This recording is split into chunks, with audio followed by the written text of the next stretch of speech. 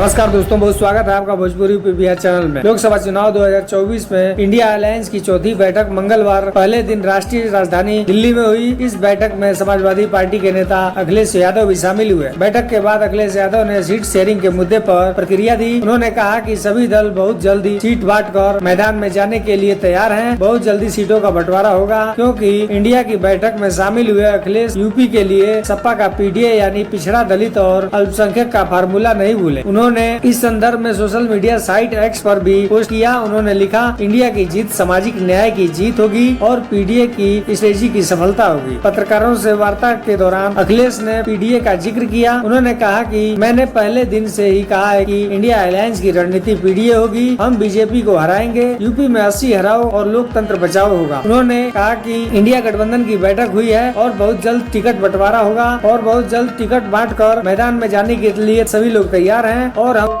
जनता के बीच दिखाई देंगे। बसपा के साथ गठबंधन के सवाल पर अखिलेश ने कहा कि सपा को जो पक्ष रखना था वो हमने बैठक में कह दिया है। किसी एक दल के बारे में कोई जानकारी नहीं है। सपा नेता ने कहा कि इंडिया गठबंधन की रणनीति पीडीए ही रहने वाली है। यह बात मैंने पहले दिन से ही कह रहा हूँ। पीएम फेस के सवाल पर अखिलेश ने कहा कि प्रधानमंत्री के चेहरे से बड़ी बात यह है कि लोकतंत्र का मंदिर कहे जाने वाली जगह से सांसदों को लगातार निकाला जा रहा है। बीजेपी कोई बात सुनने के लिए तैयार नहीं है। महंगाई और बेरोजगारी सरीखे मुद्दे हैं, लेकिन इस पर कोई ध्यान नहीं दे रहा है। दोस्तों, वीडियो लाइक करें, चैनल पर नए हैं तो सब्सक्राइब जरूर करें और अपनी राय कमेंट बॉक्स में जरूर दें।